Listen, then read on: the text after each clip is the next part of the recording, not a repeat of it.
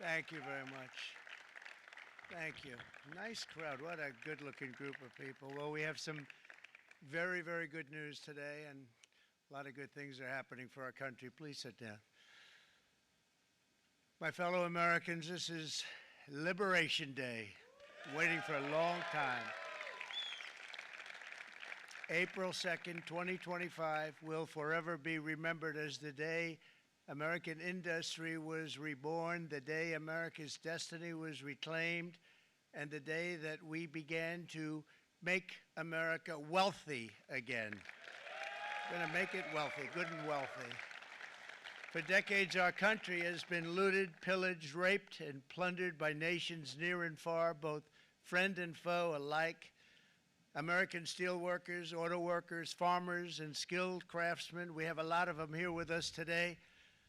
They really suffered gravely. They watched in anguish as foreign leaders have stolen our jobs, foreign cheaters have ransacked our factories, and foreign scavengers have torn apart our once beautiful American dream. We had an American dream that you don't hear so much about. You did 4 years ago, and you are now, but you don't too often, and for many years and decades even, you didn't hear too much about. Our country and its taxpayers have been ripped off for more than 50 years, but it is not going to happen anymore. It's not going to happen. In a few moments, I will sign a historic executive order instituting reciprocal tariffs on countries throughout the world. Reciprocal, that means they do it to us and we do it to them. Very simple, can't get any simpler than that. This is one of the most important days, in my opinion, in American history. It's our declaration of economic independence. For years, hardworking American citizens were forced to sit on the sidelines as other nations got rich and powerful, much of it at our expense. But now it's our turn to prosper, and in so doing, use trillions and trillions of dollars to reduce our taxes and pay down our national debt, and it'll all happen very quickly. With today's action, we are finally going to be able to make America great again, greater than ever before.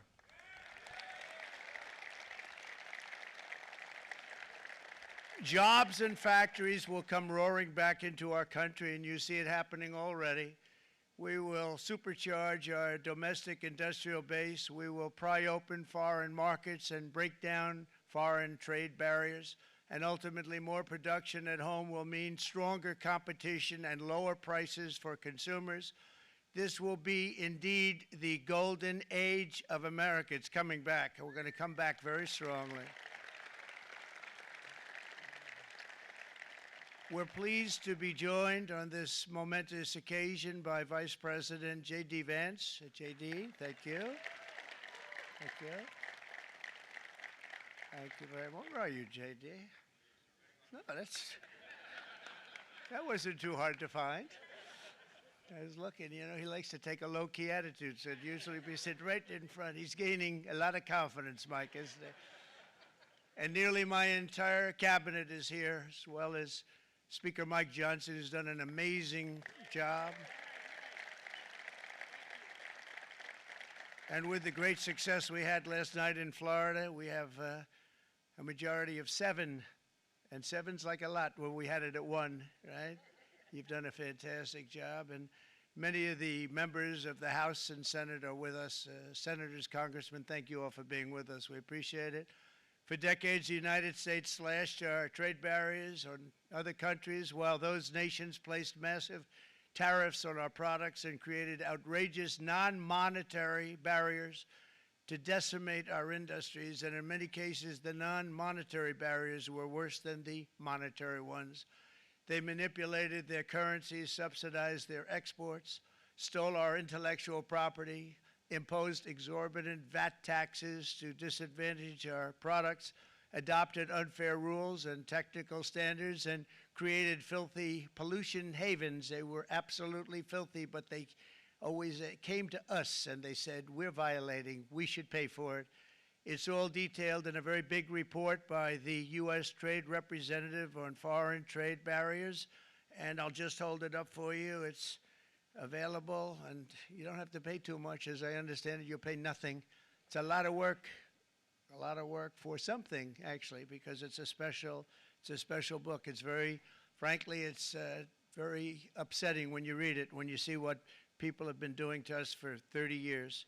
This all happened with no response from the United States of America, none whatsoever. But those days are over. Let me offer just a few examples of the vicious attacks our workers have faced for so many years. The United States charges other countries only a 2.4 tariff on motorcycles. Meanwhile, Thailand and others are charging much higher prices, like 60%. India charges 70%. Vietnam charges 75%, and others are even higher than that. Likewise, until today, the United States has for decades charged a 2.5 tariff. Think of that, 2.5% on foreign-made automobiles. The European Union charges us more than 10% tariffs, and they have 20% VATs, much, much higher. India charges 70%, and perhaps worst of all are the non-monetary restrictions imposed by South Korea, Japan, and very many other nations. As a result of these colossal trade barriers, 81% of the cars in South Korea are made in South Korea. 94% of the cars in Japan are made in Japan. Toyota sells 1 million foreign-made automobiles into the United States, and General Motors sells almost none. Ford sells very little. None of our companies are allowed to go into other countries. And I say that, friend and foe, and in many cases, the friend is worse than the foe in terms of trade. But such horrendous imbalances have devastated our industrial base and put our national security at risk. I don't blame these other countries at all for this calamity. I blame former presidents and past leaders who weren't doing their job. They let it happen, and they let it happen to an extent that nobody can even believe. That's why, effective at midnight, we will impose a 25% tariff on all foreign-made automobiles.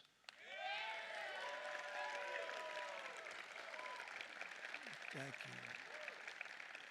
Brian, I'd like to have you come up here for a second, okay? I just see him sitting. He's been a fan of ours, and he understands this business a lot better than the economists, a lot better than anybody. Brian, say a few words, please, would you? Thank you, Mr. Thank you. It's a great honor to have you. Thanks. Thank you, Mr. President. I grew up just north of Detroit, Michigan, in Macomb County, known as the home of the Reagan Democrats. My first vote for president was for Ronald Reagan. I thought that was going to be the best president I ever saw in my lifetime until Donald J. Trump came along. I have watched my entire life, I have watched plant after plant after plant in Detroit and in the metro Detroit area close. There are now plants sitting idle. There are now plants that are underutilized, and Donald Trump's policies are going to bring product back into those underutilized plants. There's going to be new investment. There's going to be new plants built. And the UAW members, and I brought 20 of them with me, they're sitting right over here. We support Donald Trump's policies on tariffs 100%. So, Mr. President, we can't thank you enough. And in 6 months or a year, we're going to begin to see the benefits. I can't wait to see what's happening 3 or 4 years down the road. Thank you, Mr. President. Thank you. What a great guy. He got it right from the beginning. He got it before almost anybody else. This group over there, they got it too. And, you know, we won the state of Michigan. We won almost all of them. But we won Michigan by a lot, and I want to just thank you all. The auto workers were fantastic. The Teamsters were fantastic. Everyone was pretty good, I will tell you. Thank you very much. I appreciate it. You're going to be very happy very soon, and you probably see what's happening with all of the, not only car companies, but car companies in particular. You see it with all of the ones they're moving, they're announcing day in, day out. You're seeing it. Nobody's ever seen anything like that. With today's actions, we're also standing up for our great farmers and ranchers who are brutalized by nations all over the world. Brutalized. Canada, by the way, imposes a 250 to 300% tariff on many of our dairy products. They do the first can of milk. They do the first little carton of milk at a very low price, but after that it gets bad, and then it gets up to 275, 300%.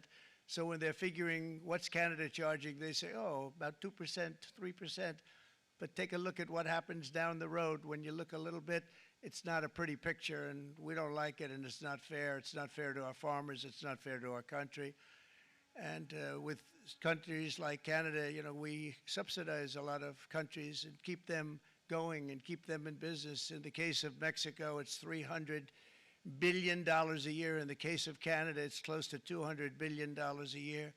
And I say, why are we doing this? Why are we doing this? I mean, at what point do we say, you got to work for yourselves, and you got to, this is why we have the big deficits. This is why we have that amount of debt that's been placed on our heads over the last number of years, and we're really not taking it anymore. Through non-tariff barriers, the European Union bans imports of most American poultry. You understand? They say, we want to send you our cars, we want to send you everything, but we're not going to take anything that you have. Australia bans, and they're wonderful people and wonderful everything, but they ban American beef, yet we imported $3 billion of Australian beef from them just last year alone. They won't take any of our beef. They don't want it because they don't want it to affect their farmers. And you know what? I don't blame them, but we're doing the same thing right now, starting about midnight tonight, I would say. And China charges American rice farmers an overquota, it's called, a tariff rate of 65%. South Korea charges 50, actually they charge different, from 50% to 513%. And Japan, our friend, charges us 700%, but that's because they don't want us selling rice and other things. Who can blame them, Madam Secretary? Agriculture, great job you did on eggs, by the way. The egg prices came down 50%. You got them down 50% once we got involved. They were going through the sky. The egg prices, they were going through the sky, and you did a fantastic job. Now we have lots of eggs, and they're much cheaper, down about 59% now, and they're going down further. We charge 2.8% for so many things that other countries are charging 200%, 300%, and 400% for. If imposing tariffs and protective barriers made nations poor, then every country on earth would be racing to eliminate these policies, and China would be the first on line. They run a very strong country, but they're not first in line, and the American people are paying a very big price. From 1789 to 1913, we were a tariff-backed nation, and the United States was proportionately the wealthiest it has ever been. So wealthy, in fact, that in the 1880s, they established a commission to decide what they were going to do with the vast sums of money they were collecting. We were collecting so much money so fast, we didn't know what to do with it. Isn't that a nice problem to have? What do you think, Marco? Good problem? Marco would love that problem. But we don't have that problem anymore, but we're not going to have it very much longer, I will tell you. But they collected so much money, they actually formed a commission to determine what they were going to do with the money, who they were going to give it to, and how much. Then in 1913, for reasons unknown to mankind, they established the income tax so that citizens, rather than foreign countries, would start paying the money necessary to run our government.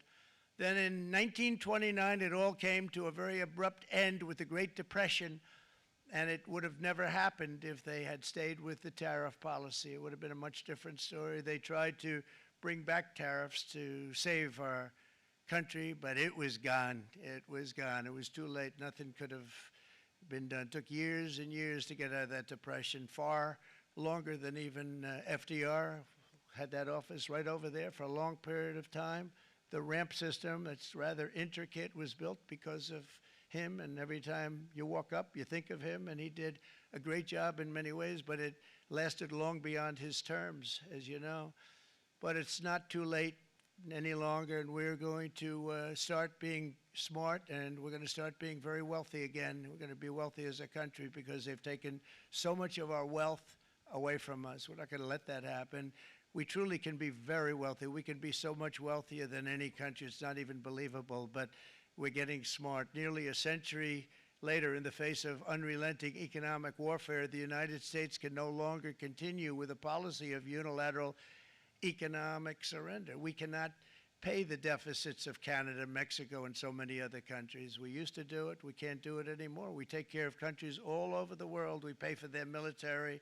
We pay for everything they have to pay. And then when you want to cut back a little bit, they get upset that you're not taking care of them any longer. But we have to take care of our people, and we're going to take care of our people first. And I'm sorry to say that.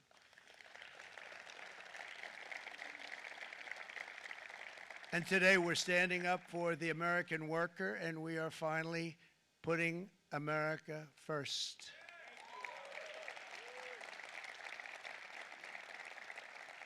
In Sleepy Joe Biden's last year in office, the United States hemorrhaged 100,000 manufacturing jobs, and the number was going through the roof at levels never seen before.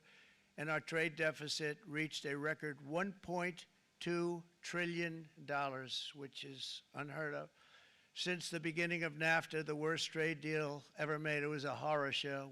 I was able to terminate it. They all said you'd never be able to get it out. We had to get approval from Congress to get it terminated. We had to live with that deal. It was the worst trade deal ever made by far. But since the very beginning of NAFTA, our country lost 90,000 factories. Think of what that is, 90,000. Think about putting a map up and putting text on it. You wouldn't have enough room. 90,000. I said, is that possible? We had it checked 4 different times, and it was actually somewhat higher than that. And 5 million manufacturing jobs were lost while racking up trade deficits of $19 trillion. That was the worst trade deal ever made.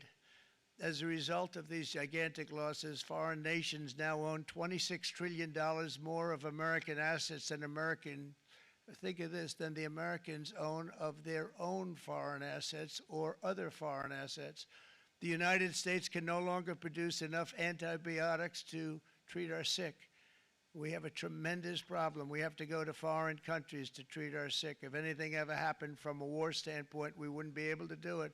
We import virtually all of our computers, phones, televisions, and electronics. We used to dominate the field, and now we import it all from different countries. A single shipyard in China now produces more ships every year than all of the American shipyards combined. Think of that.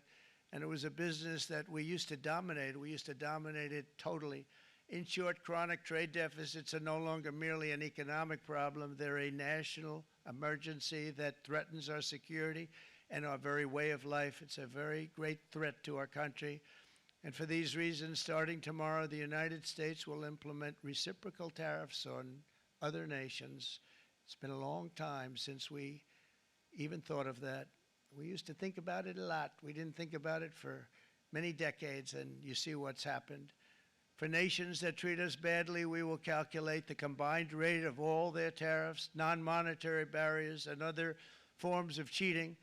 And because we are being very kind, we're kind people, very kind. You're not so kind when you got ripped off with your salaries. My auto worker friends and my Teamster friends and all of the unions that typically voted Democrat, they're not voting Democrat anymore because worker, whether union or non-worker, they're for the Republicans now. That's what happened. But we will charge them approximately half of what they are and have been charging us. So the tariffs will be not a full reciprocal. I could have done that, yes, but it would have been tough for a lot of countries who didn't want to do that. I'd like to see the chart if you have it. Could you bring it up, Howard? This is our great Secretary of Commerce, Howard Lutnick. Thanks, Howard. So if you look at that, China, first row, China, 67%. That's tariffs charged to the USA, including currency manipulation and trade barriers. So 67%, I think you can, for the most part, see it. Those with good eyes, with bad eyes. We didn't want to bring, it's very windy out here. We didn't want to bring out the big charts because it had no chance of standing. Fortunately, we came armed with a little smaller chart. So 67%, so we're going to be charging a discounted reciprocal tariff of 34%. I think, in other words, they charge us, we charge them less. So how can anybody be upset? They will be because we never charge anybody anything, but now we're going to charge. European Union, they're very tough, very, very tough traders. You know, you think of European Union, very friendly. They rip us off. It's so sad to see. It's so pathetic. 39%, we're going to charge them 20%, so we're charging them essentially half. Vietnam, great negotiators, great people. They like me, I like them. The problem is they charge us 90%. We're going to charge them 46% tariff. Taiwan, where they took all of our computer chips and semiconductors. We used to be the king, right? We were everything. We had all of it.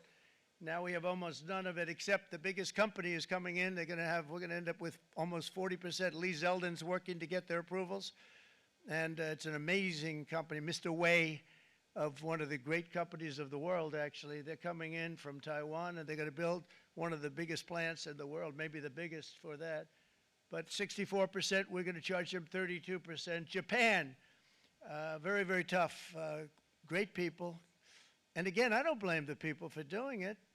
I think they're very smart in doing it. I blame the people that sat right in that Oval Office, right over there, right behind the Resolute desk or whichever desk they chose.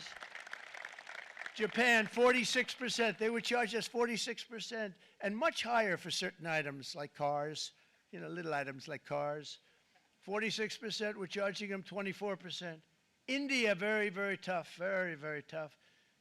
The Prime Minister just left, and he's a great friend of mine, but I said, you're a friend of mine, but you're not treating us right. They charge us 52%. You have to understand, we charge them almost nothing for years and years and decades, and it was only 7 years ago when I came in, we started with China and charged them. We took in hundreds of billions of dollars from China in tariffs, and they understood, honestly. President Xi understood. He said, look, I understand, and the other countries, and they all understand. We're going to have to go through a little tough love, maybe, but they all understand. They're ripping us off, and they understood it. Prime Minister of Japan, Shinzo Abe. He was a fantastic man. He was unfortunately taken from us, assassination. But I went to him and I said, Shinzo, we have to do something. A trade is not fair. And he said, I know that, I know that. And he was a great gentleman. He was a fantastic man, but he understood immediately what I was talking about. I said, Shinzo, we have to do something. He said, I know that. And we worked out a deal, and it would have been a much better deal, but frankly, there were many years left on the deal that was made previous to my getting there, but it was something. If you look at Switzerland, 61% to 31%. Indonesia, Malaysia, Cambodia. Oh, look at Cambodia, 97%. We're going to bring it down to 49. They made a fortune with the United States of America. United Kingdom, 10%, and we'll go 10%. So we'll do the same thing. South Africa, 60%, 30%, and they've got some bad things going on in South Africa. You know, we're paying them billions of dollars, and we cut the funding because a lot of bad things are happening in South Africa. The fake news ought to be looking at it. They don't want to report it. Brazil, 10%, 10%. Bangladesh is 74%. So you see what's going on. Pakistan, 58%. Sri Lanka, 88%. So what we're doing is we're taking not the full, we could take the full 88%. Thanks a lot, Howard. He's doing a very good job. How's he doing, all right? I think you better take it with you. It's not going to last very long. He's going to put it, it's going to follow you down with the wind. I brought a hat just in case it got too windy, but here, would anybody like a hat? I'm not giving it to a cabinet. I'm giving it to the auto workers. Come here.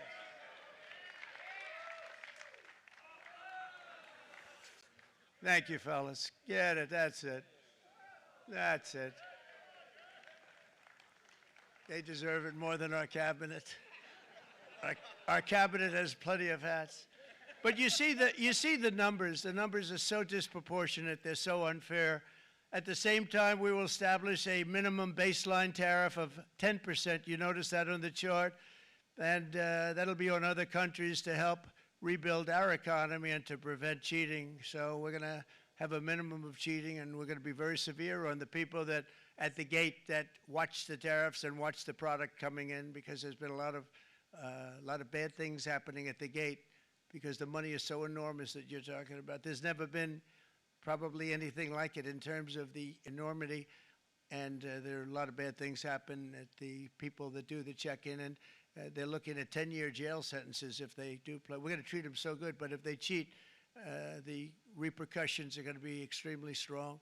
Foreign nations will finally be asked to pay for the privilege of access to our market, the biggest market in the world. We're right now the biggest market in the world. We had a great country 4 years ago in terms of the economics. We were doubling up on China. We were doing so well. Nobody was going to catch us, but so much of it slipped away over the last 4 years under Biden.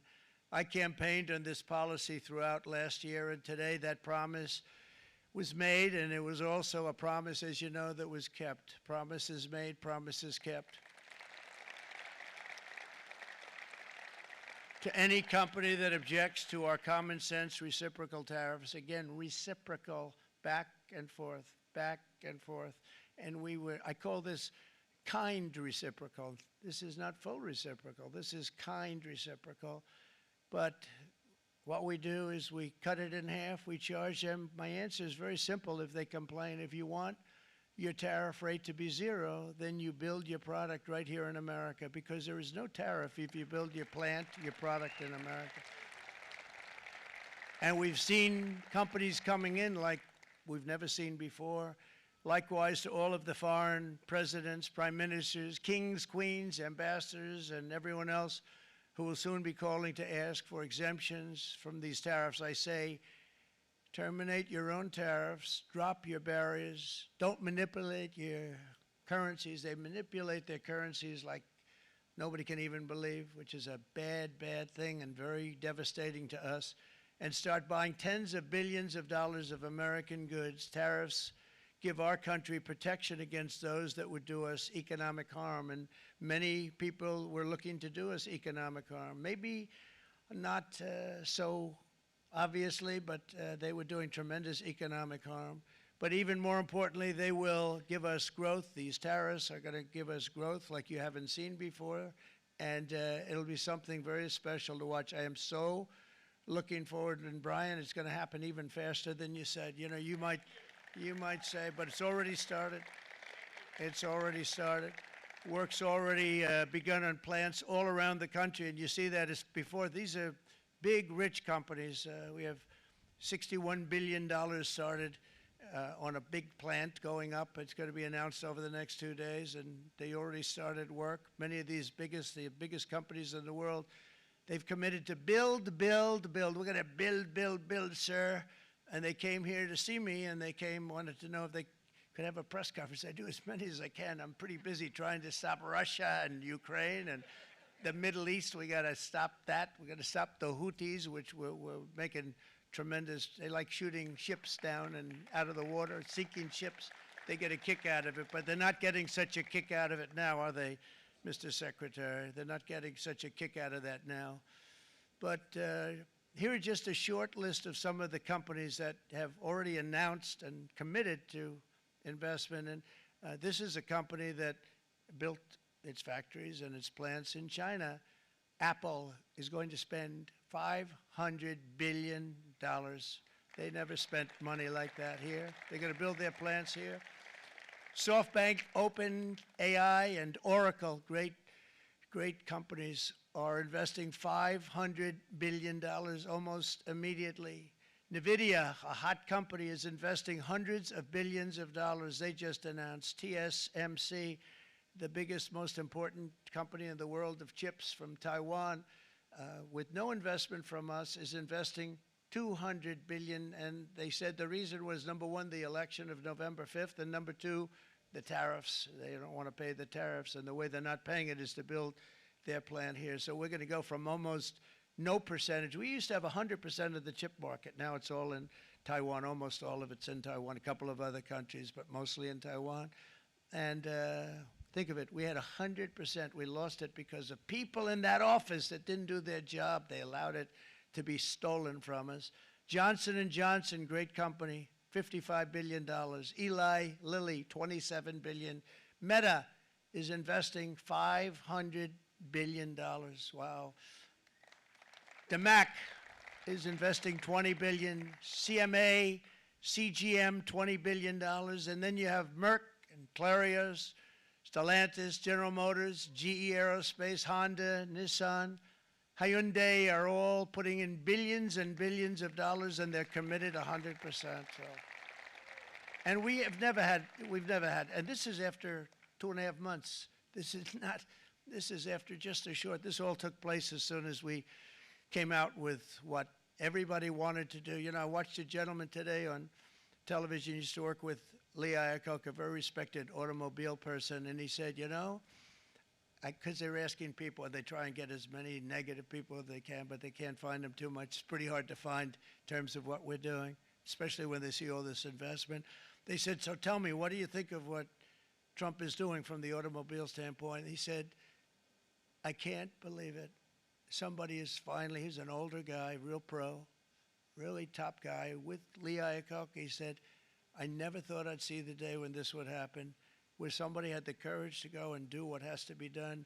This is transforming our nation. Our entire nation is going to be transformed, not only with the cars, but on every single other item that's built. We're going to become an industrial powerhouse. And he said that so beautifully today. In fact, I'm going to find out, I'm going to get a tape, and Bruce, I'm going to get that tape, and I'm going to send it to you out in Long Island, and you're going to play it for the people.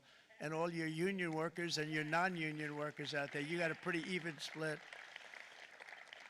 But we have, so far, it looks like we're going to have about $6 trillion of investments, and you wouldn't do that in years in this country over the last number of years. $6 trillion, and that's going to be much higher by the end of the year.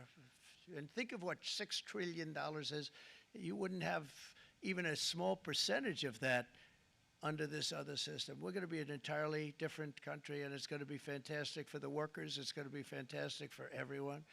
There will never have been a transformation of a country like the transformation that's already happening in the United States of America. It's an incredible thing to watch, and it's incredible to meet with the top people, people that you read about, very wealthy people, or people that are great managers and executives and presidents of big public companies, and to watch the enthusiasm they have now that they didn't have. They gave up on our country. They went to foreign countries and they built.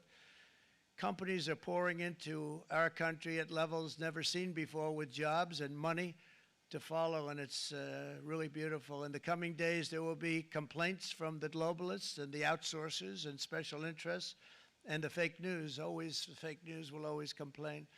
But never forget, every prediction our opponents made about trade for the last 30 years has been proven totally wrong.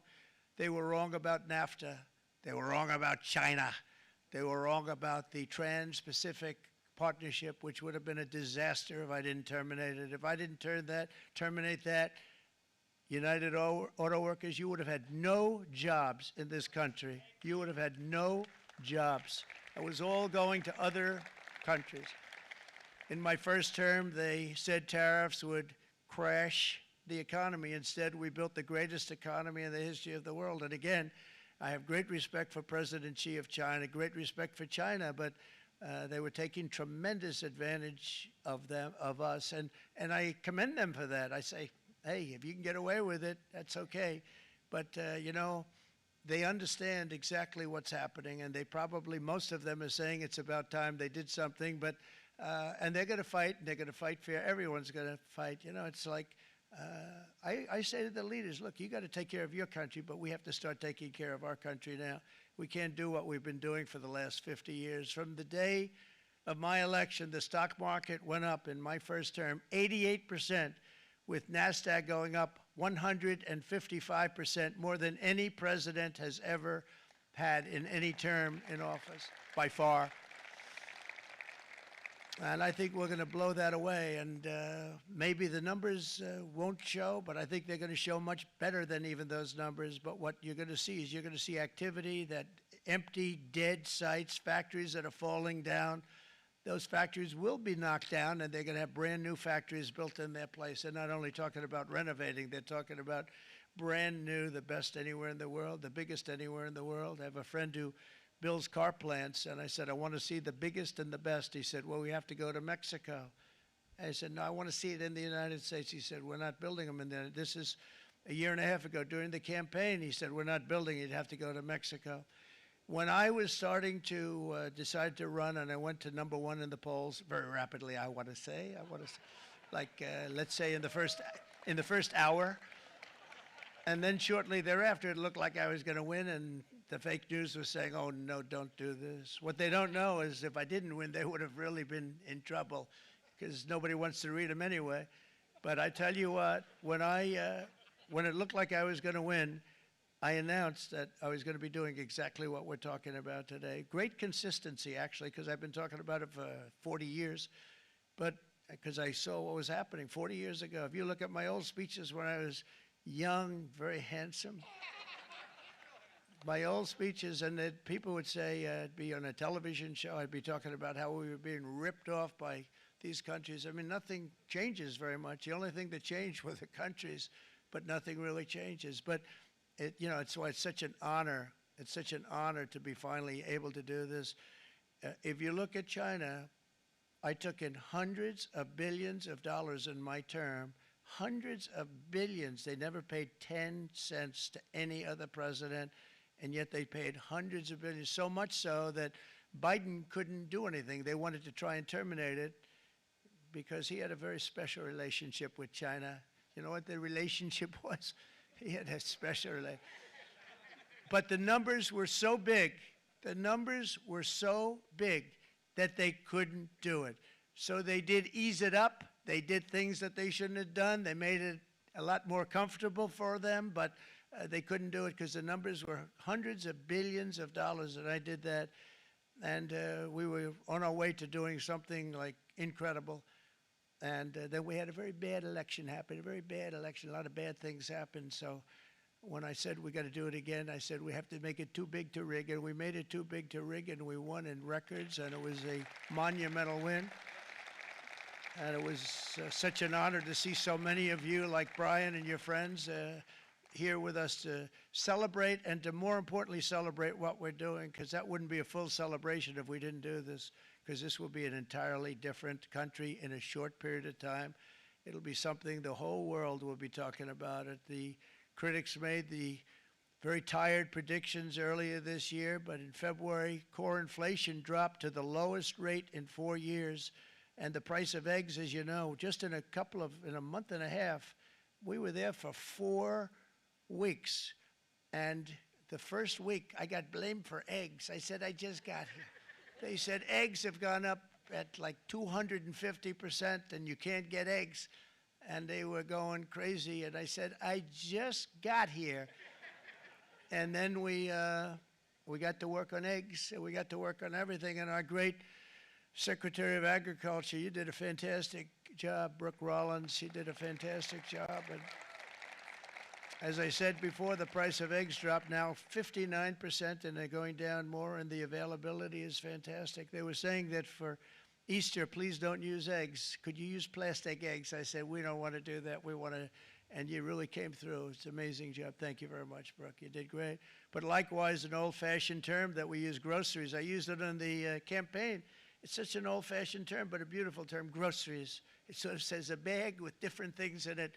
Groceries went through the roof, and I campaigned on that. I talked about the word groceries for a lot, and energy costs now are down, groceries are down, gasoline is way under $3, and people are beginning to be able to buy things and live again. We brought prices way down. We created 10,000 already in a few weeks, new manufacturing jobs, and it was that took place in 1 month, numbers that they haven't seen in a long time. We had virtually no inflation under my term. We had virtually no inflation for 4 years, but after transitioning over to Sleepy Joe, it went from almost non-existent to the highest in the history of our country. They had the highest inflation in the history of our country, brought up by energy and bad spending and bad policy, and a lot of bad things happened. How about allowing millions and millions and millions of people to pour into our country with open borders, where it's so sad to see even now And I see our great secretary of You Have Done. Stand up, please, Christy. Stand up. Christy Noem. And Tom Holman. These people are doing a great job, but gotten them out in records. We have problems with judges that don't want them to go out. They want Tren de Aragua, and they want MS-13, the most vicious gangs ever. Nobody's ever seen anything like it. Absolute killer gangs. They kill people. They don't even think about it. And we put them out, and we have judges now, radical left judges that want to, they don't want them to go out. They want them to even be brought back. Let's bring them back. You've done a fantastic job, and please thank everybody. Homeland Security, thank everybody. Appreciate it.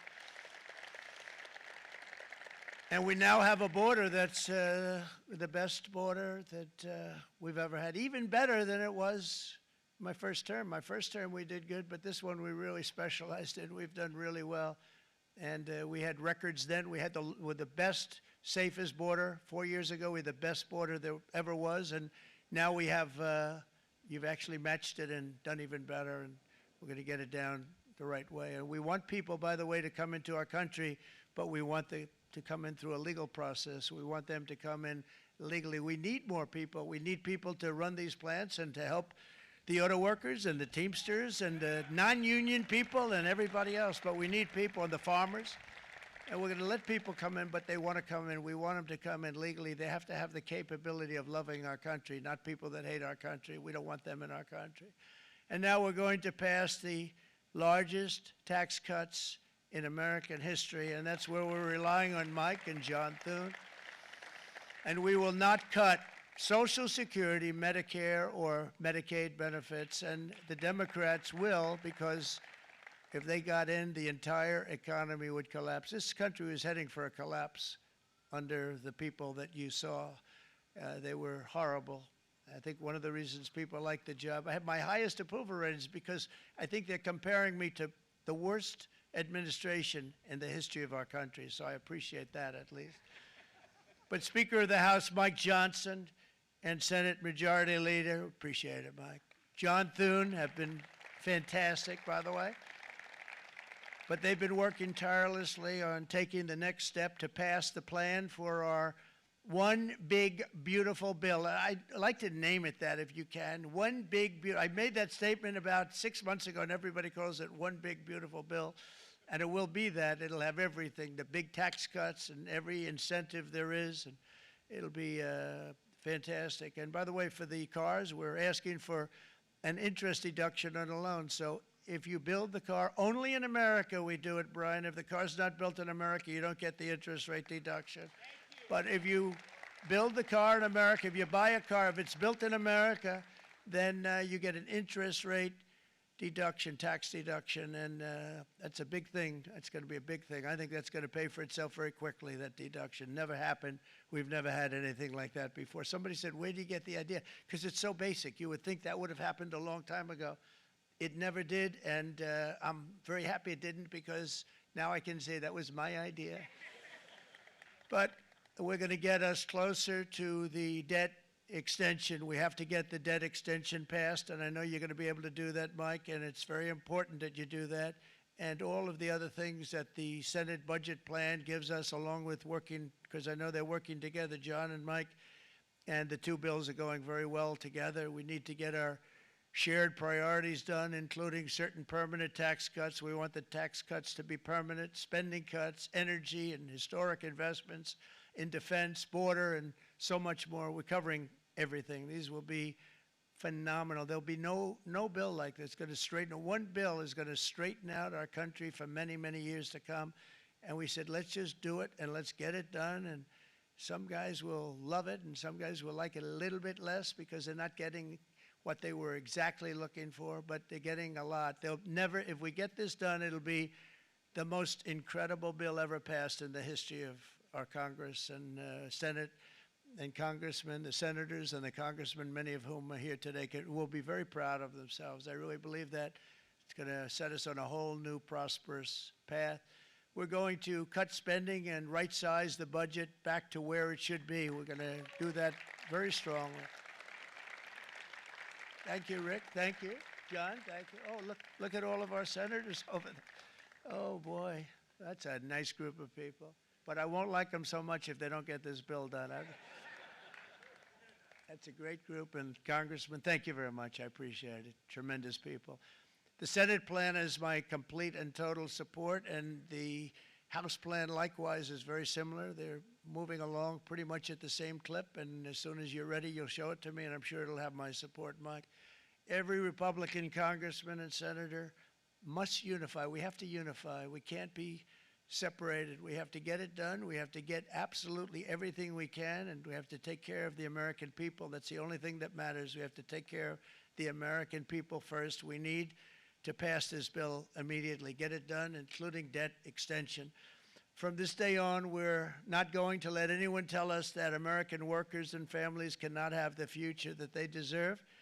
We're going to produce the cars and ships, chips, airplanes, minerals, and medicines that we need right here in America. The pharmaceutical companies are going to become roaring back. They're coming roaring back. They're all coming back to our country, because if they don't, they got a big tax to pay. And if they do, I'll be very happy, and you're going to be very happy, and you're going to be very safe. We're going to build our future with American hands, with American heart, American steel, and we're going to build it with American pride like we used to. We're approaching our 100th day as president, and have been given credit by a lot of people, actually, even some of the fake news, can you believe it? Which in this case hopefully isn't fake, for having done more in that time than any other administration in the history of our country in the first 100 days. I think we've had an amazing, in terms of what we've done, what we've gotten accomplished. I'd like to see if we can get that war ended and another war from not starting in the Middle East. We have to get Russia. They're losing 2,000 on average, 2,500 people today, young people, soldiers, Russian, think of that, 2,500 through some days, but on average, probably over about a 1 week period, it's 2,712, they say.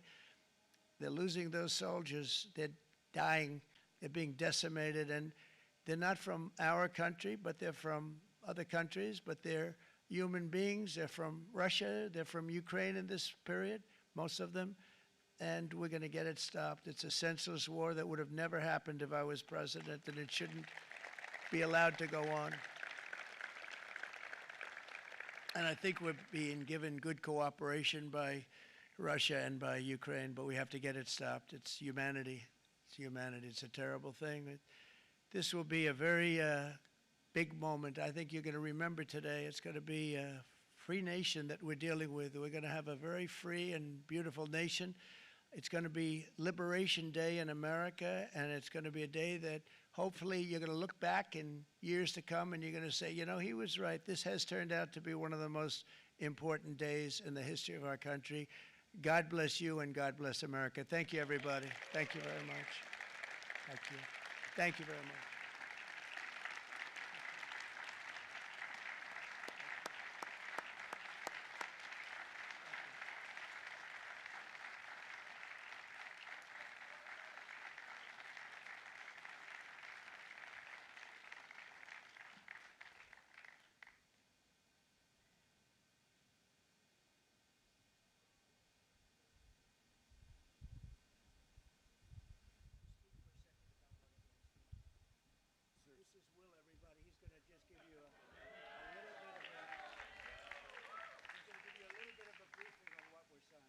Good afternoon, y'all. We have two documents prepared for the president's signature today. One closes what's referred to as the de minimis loophole with respect to imports from the People's Republic of China. The other is the big one, is the reciprocal tariff executive order that the president just spoke about at length. This is obviously a huge deal, and it's been an honor to be a part of your team getting this ready for you, sir. Thank you very much. Thank you.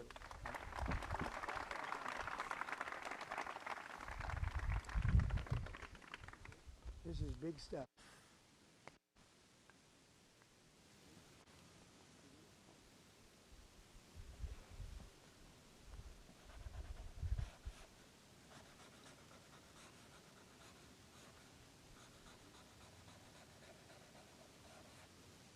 That's a 10. That's a good one. Look.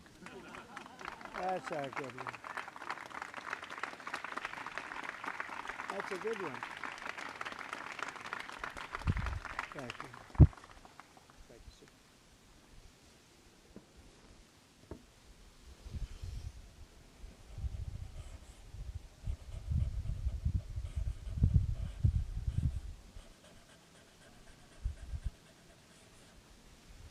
Okay, thank you very much. I'm going to hand out these pens now, if I can. Come on over. Yeah.